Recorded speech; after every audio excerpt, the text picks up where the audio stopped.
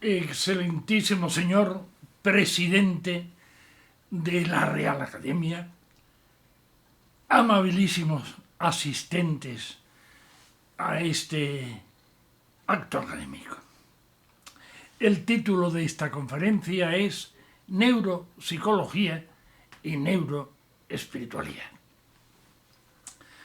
Está de mucha actualidad y de mucha expansión también el interés por los estudios del cerebro humano, el interés por la neurología, por la neurociencia. Y el oleaje ha llegado al campo de la psicología, el interés por la psiconeurología.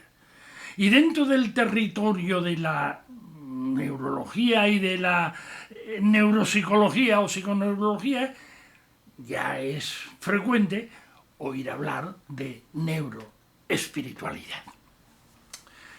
El término verbal neuroespiritualidad quiere dar a entender que nuestro cerebro tiene la capacidad de generar experiencias a nivel de otra región de la psique, ahora de mucho interés también y de mucha actualidad, que se llama el espíritu. Todas las experiencias, las sensaciones, las emociones, las percepciones, las visiones, incluso las revelaciones, que son trascendentes, espirituales, transpersonales, mágicas, luminosas, místicas, incluso las que pueden llamarse divinas y de fe religiosa. Desde los estudios neurológicos y neuropsicológicos, en los que nos vamos a estar ocupando, está demostrado y sabemos que estas experiencias se producen desde nuestro punto de vista biológico, de este costado. Se producen cuando se excitan y se hiperactivan ciertas estructuras cerebrales que pertenecen a lo que en neurología se llama el sistema límbico del cerebro o cerebro emocional. Dentro del hipocampo, donde está la amígdala, está la ínsula, el sistema límbico, en conexión especial con el lóbulo prefrontal derecho de la corteza cerebral, el neocórtex. En la actualidad, como resultado de investigaciones en neurología, se han confirmado que las estructuras límbicas del cerebro, cuando se activan, sea por activación, por estimulación química, o por estimulación eléctrica, o por estimulación magnética transcraneal, cuando se activan son capaces de producir ese tipo de experiencias que llamamos trascendentes, espirituales o místicas. Es decir, producen reacciones y sensaciones y experiencias que se registran o que se originan en lo que vamos a denominar el nivel espiritual de la mente. Estos hechos ponen en cuestión la clásica división, la división antonómica, que tradicionalmente se solía hacer entre materia y espíritu, como dos entidades totalmente separadas y diversas. ¿Es correcta esta contraposición entre la materia y el espíritu, al menos por lo que respecta a las funciones del cerebro, las funciones materiales y espirituales? ¿Son dos realidades opuestas, la materia y el espíritu? ¿Son contrapuestas? ¿Son distintas? ¿Son divergentes? ¿O son dos aspectos, dos funciones, dos emanaciones de una misma realidad que se llama el cerebro? Por ahora no voy a responder directamente a esta cuestión porque se irá respondiendo progresivamente durante toda la charla. Pero mantengo de entrada esta hipótesis, que la materia cerebral tiene la capacidad de generar espiritualidad, que nuestro cerebro está capacitado para producciones espirituales. Bueno, ya a principios del siglo pasado el poeta Juan Ramón Jiménez escribió en uno de sus aforismos. Doctor Marañón escribió. Doctor Marañón era al principio del siglo el más famoso especialista en endocrinología. Doctor Marañón, yo tengo una glándula que se segrega infinito. Bueno, pues esto que escribió el doctor Juan Ramón lo confirman y lo han confirmado desde siempre los artistas, los poetas, los músicos, los descubridores, personas que han sido capaces de experimentar y de generar y hasta de representar artísticamente algo que pertenece a lo sublime y que produce un goce, el placer infinito, la elevación mental, el éxtasis. Repito, que esta capacidad de nuestro cerebro de generar trascendencia y de generar espiritualidad es lo que explica las posibilidades creativas del arte que expresa lo inefable, lo que no se puede decir con palabras, así como hace comprensible nuestra capacidad de generar espiritualidad, los relatos de lo que han experimentado los ascetas, los contemplativos y místicos de todos los tiempos en sus encuentros con la divinidad o con las divinidades. Bueno, pero es que incluso más concretamente y más cercanamente, más habitualmente todavía, nos hace comprensible lo que tantas personas confiesan experimentar en sus relaciones sexuales. Es decir, dentro de ese estado de interestimulación neurológica completa que es la relación sexual. Una interestimulación neurológica completa. Relación que culmina en el éxtasis, en el orgasmo. Ha sido una experiencia mágica, oímos decir en las películas, en las novelas, en los poemas. Es inefable, es divino, entré en éxtasis. No tengo palabras, estoy levitando. Bueno, por lo menos así se expresan, como digo, en las películas y en algunas canciones y novelas.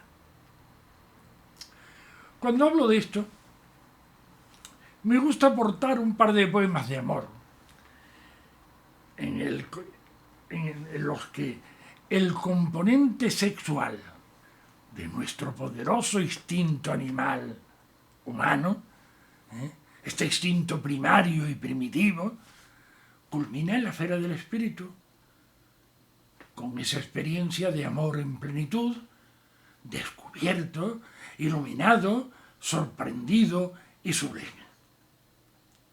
Por ejemplo, voy a leer este poema de la poetisa catalana Clara Janés. Dice así: desplegó una sábana azul que abarcaba los 8 cielos, salpicados de oro de los astros, y me envolvió, y asimismo en ella, y como el entero firmamento me abrazó, y se adentró en mi vida, y en aquella noche la deshojó hasta la tersura del alba.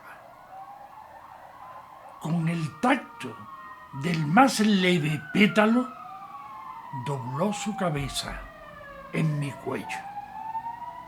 Sus bucles negros emitían un aroma de abismo.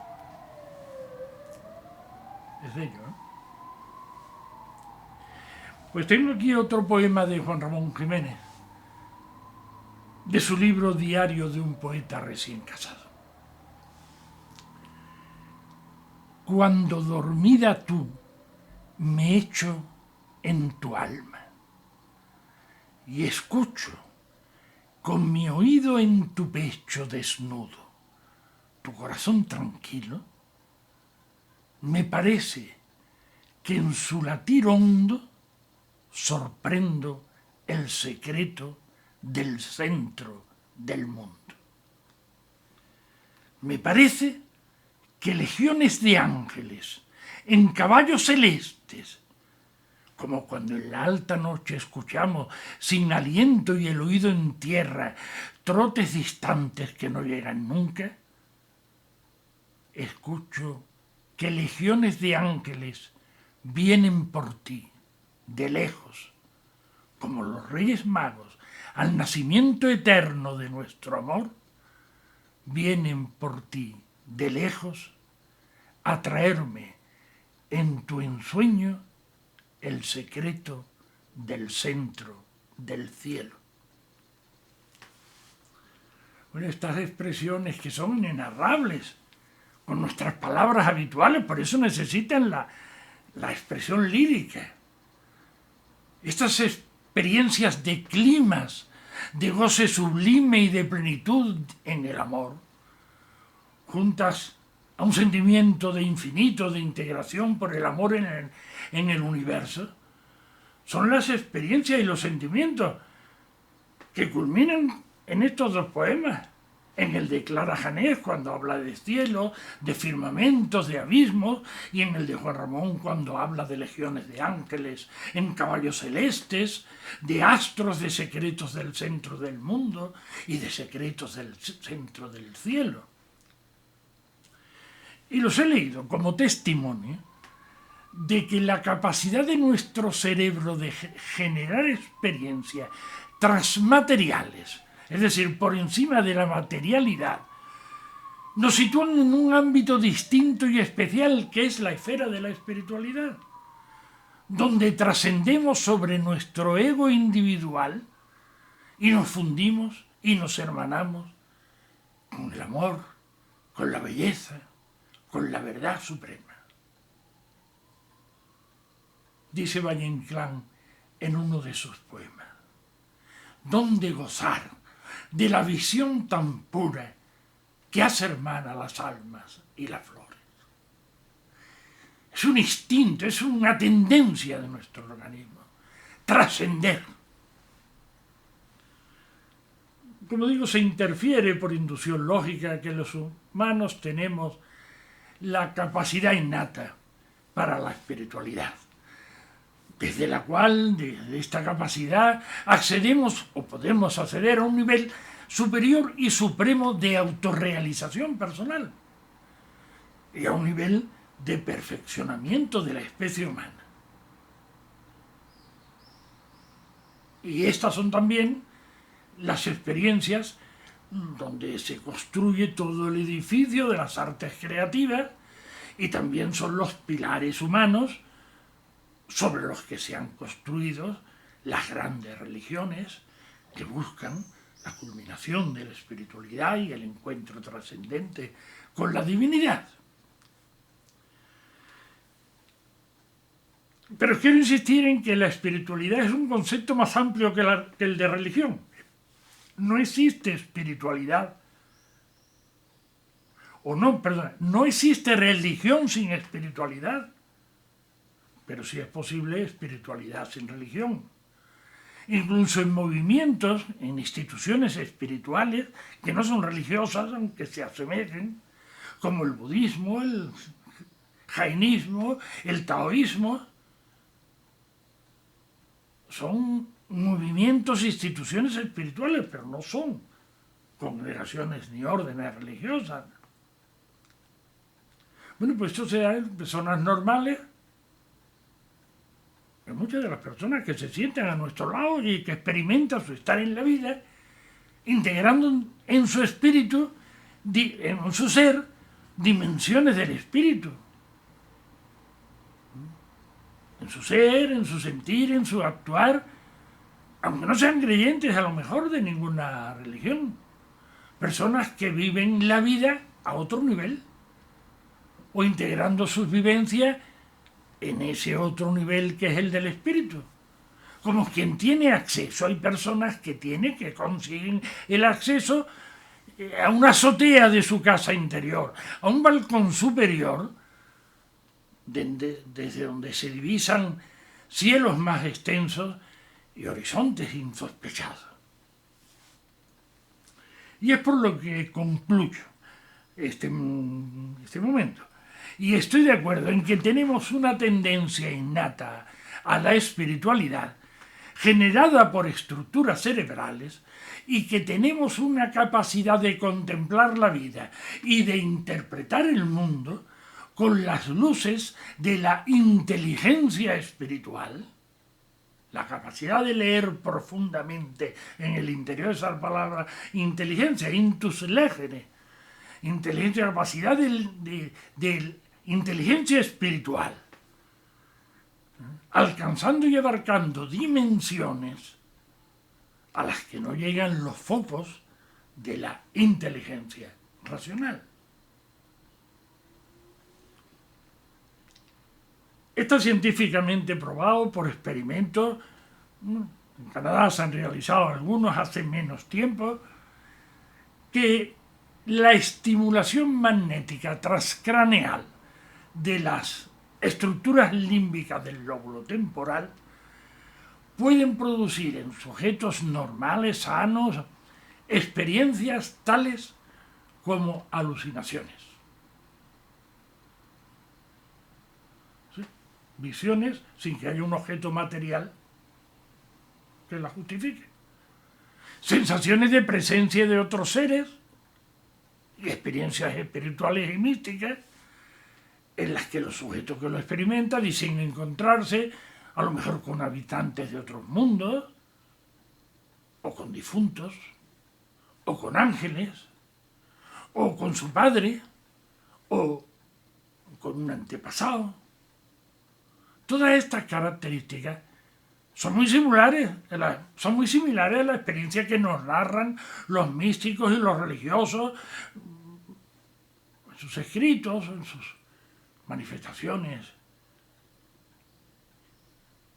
Y en todas ellas el sentido del tiempo y el espacio se pierde, con el matiz característico de ser una experiencia que se vivencia y se experimenta como si hubiera sido más intensamente real que incluso la misma realidad cotidiana. Esto yo en mi práctica psicoterapeuta he tenido muchas veces ocasión de confrontarlo.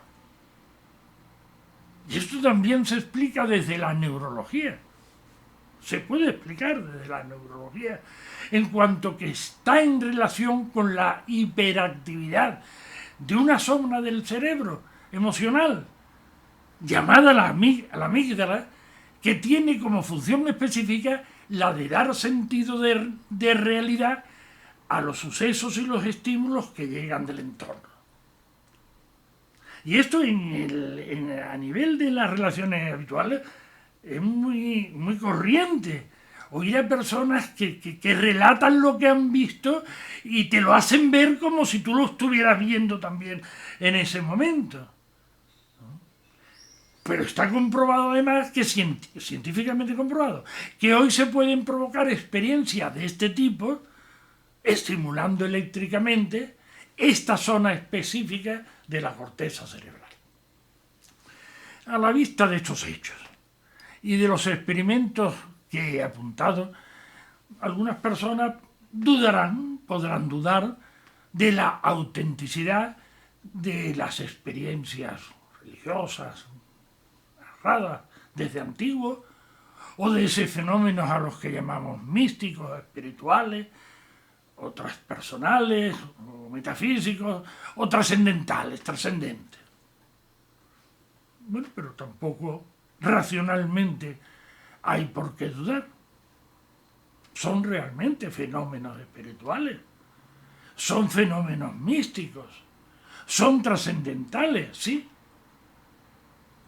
pero se están produciendo, o pueden serlo por lo menos, pero se están produciendo dentro de un organismo que tiene sus leyes por las que reacciona de determinada manera cuando determinadas estructuras de nuestro cerebro se encuentran superactivadas.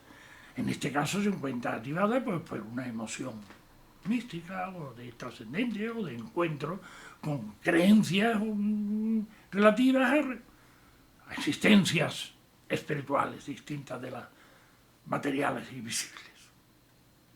Bueno, yo voy a citar un testimonio tan cercano como es la de un soneto escrito por mí. Son unos versos que escribí en un momento de vulnerabilidad emocional y de supertensión y estrés emocional tras el fallecimiento especialmente sentido de uno de mis hermanos. Fue una tarde sin cielo, una sombría mascarada de nubes invernales. El vendaval crujía tras los cristales raudales de la lluvia que caía. El sol que nombró Adán se deslucía perdido entre las nubes por el cielo. La noche se cerraba y en el suelo la manzana de Eva se pudría. De pronto fue la luz primera que en su día inaugural el primer hombre contemplara dorada en el desierto. Detrás de mí, una voz nombró mi nombre. Entonces me volví, sabía quién era. Mi hermano estaba allí, que no había muerto.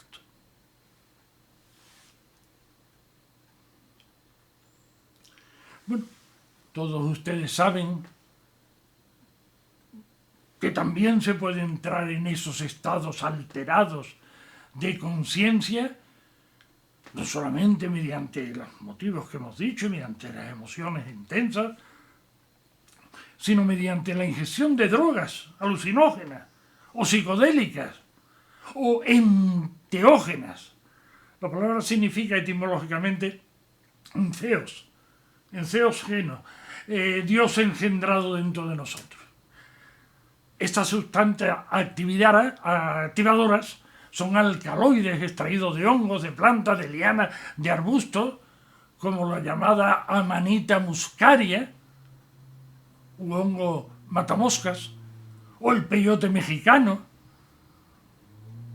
o la ayahuasca, etcétera, hay muchas. Pero también sabemos que de estas sustancias se fabrican drogas sintéticas, una de las cuales se llama precisamente éxtasis. Y se suele citar otro hongo que en la cultura azteca se denominaba el hongo de Dios y que también se le ha llamado en otros escritos carne de los dioses. Es por decirlo que estas sustancias, cuya acción inmediata es excitar las estructuras de nuestro cerebro, se han considerado siempre sustancias divinas. Incluso se les ha puesto nombres que las relacionan con la divinidad.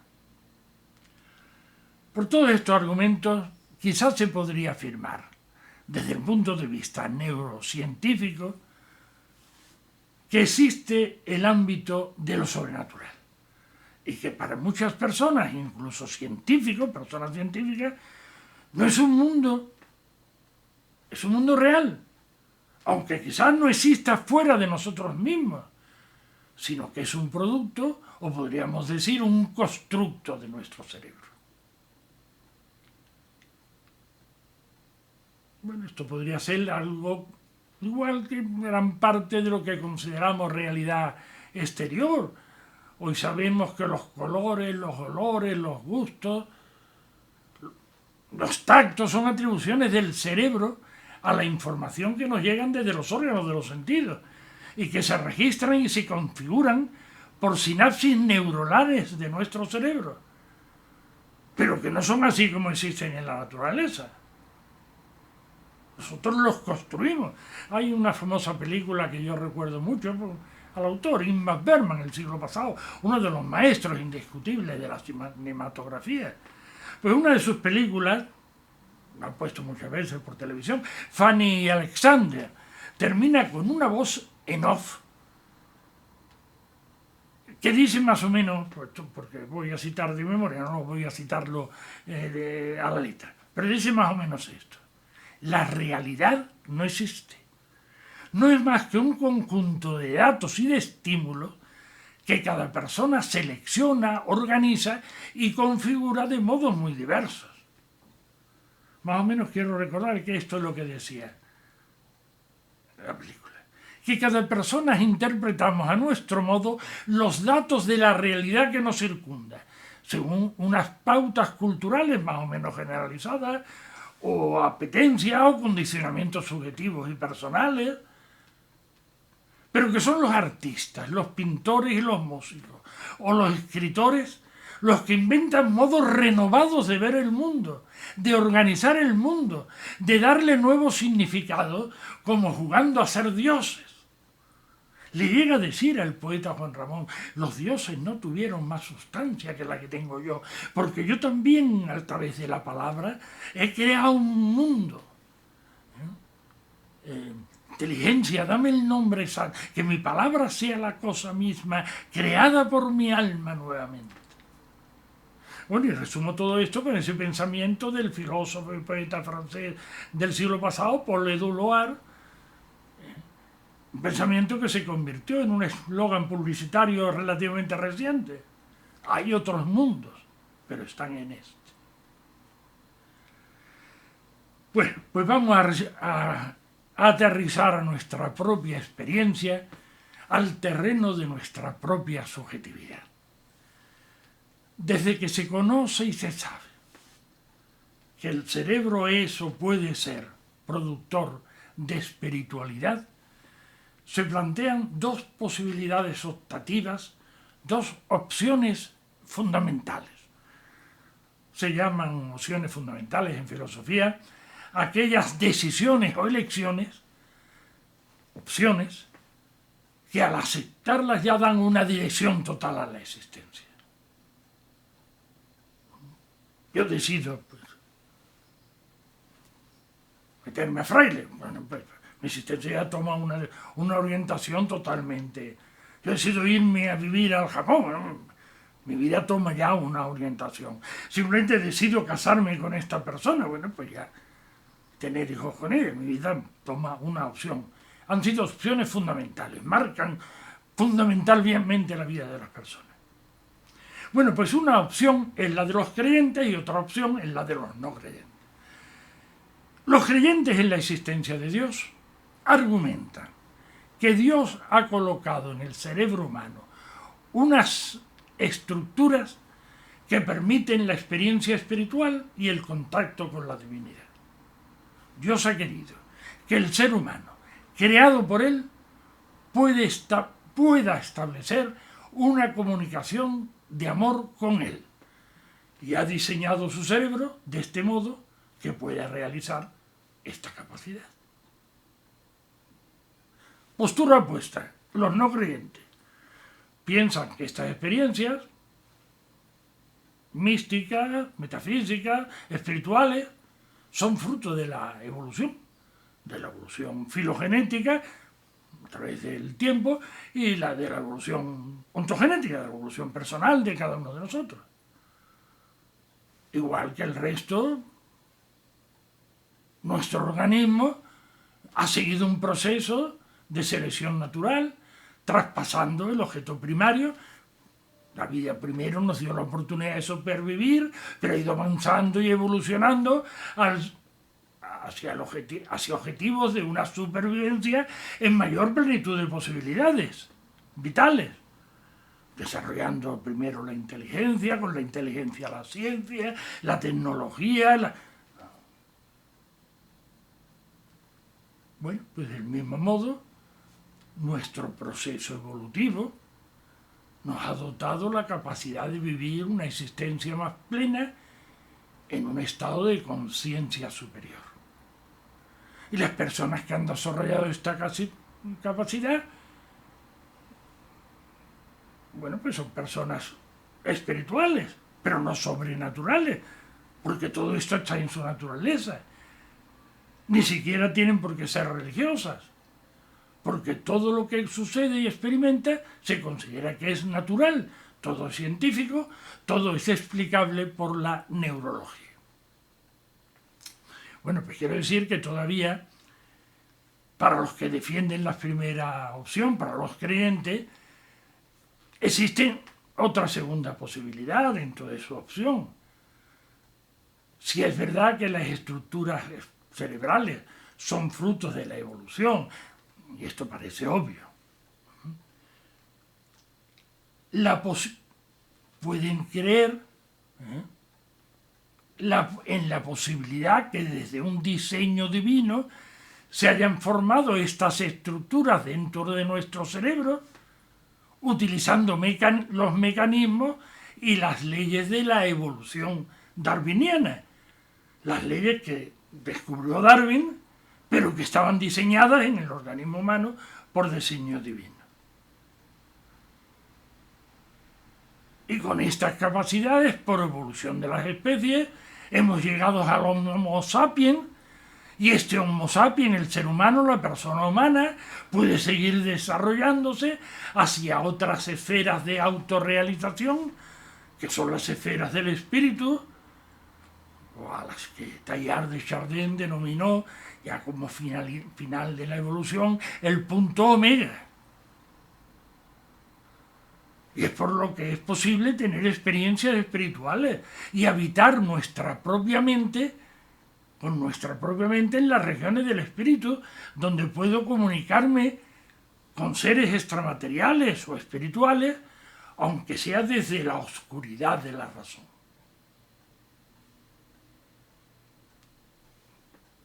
Estos los creyentes. Como se decía en la película de Bergman, tan famosa, otra película se llama El séptimo sello, muy famosa del siglo pasado. La fe es un gran sufrimiento, porque es hablar con alguien que está afuera en las tinieblas. Con las luces de la razón no los veo. Sin embargo, con mi inteligencia espiritual sé que está allí.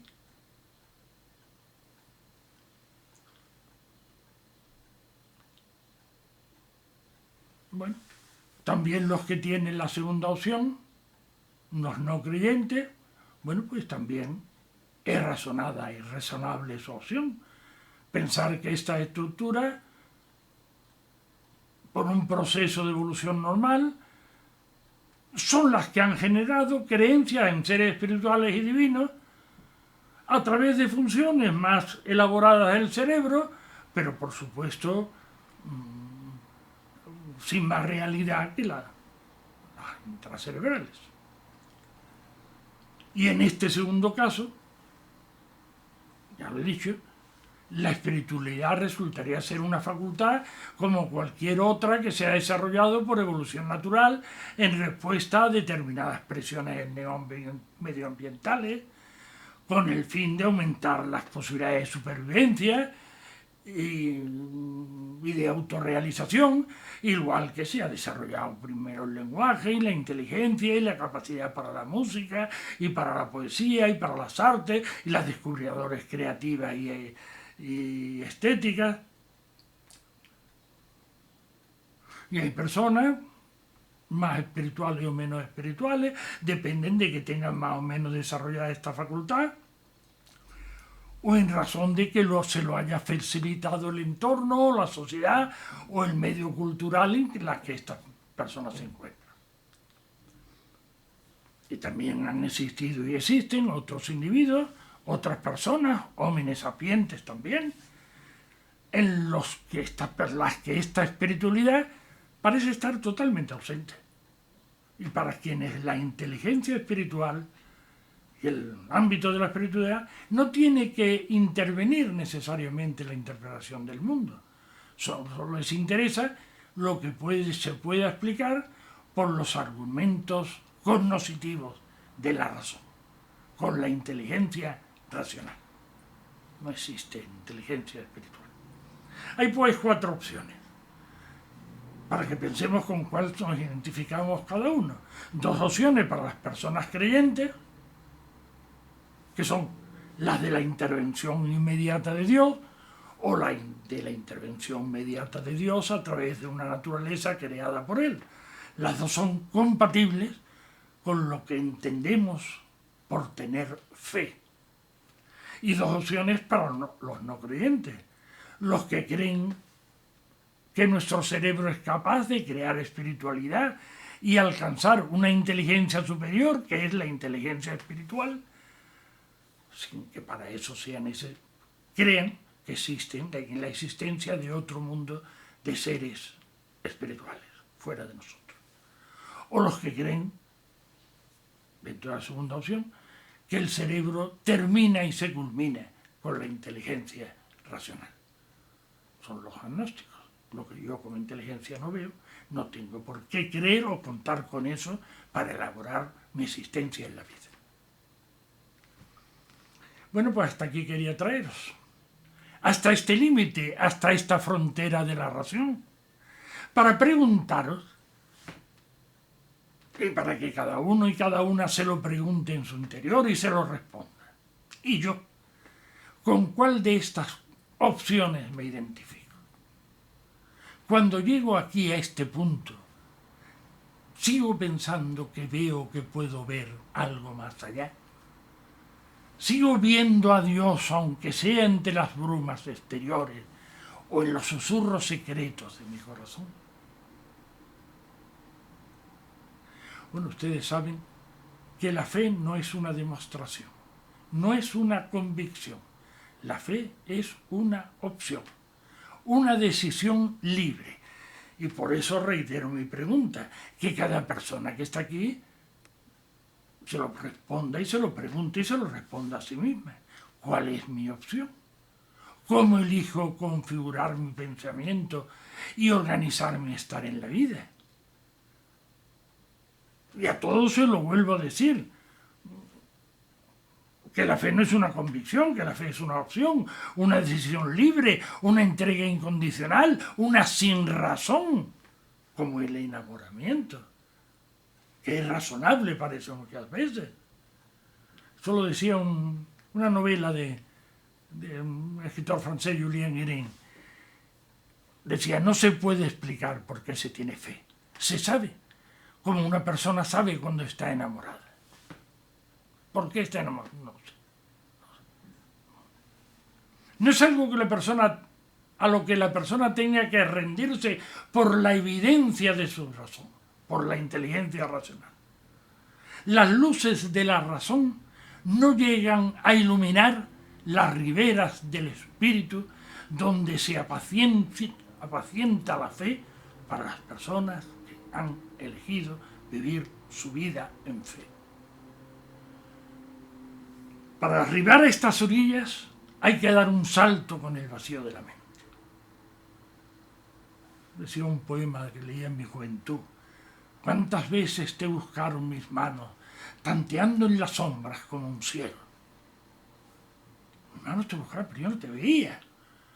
Y si seguí tras de ti o dejé de seguir, ya fue una opción fundamental mía.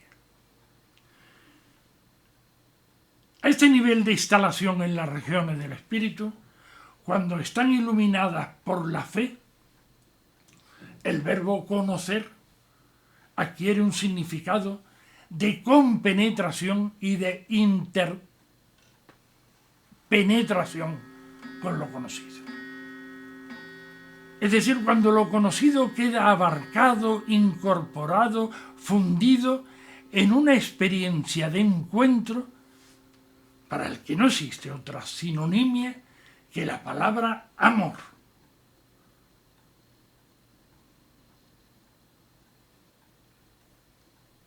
Y no hay otra, para mi gusto, no he encontrado yo otra ejemplificación más explícita de este fenómeno de autorrealización humana que la de unos versos de San Juan de la Cruz en los que se revela un encuentro donde metafóricamente la noche de la inteligencia en oscuridad, en la noche, queda iluminada por la alborada de la fe en la compenetración que genera el amor.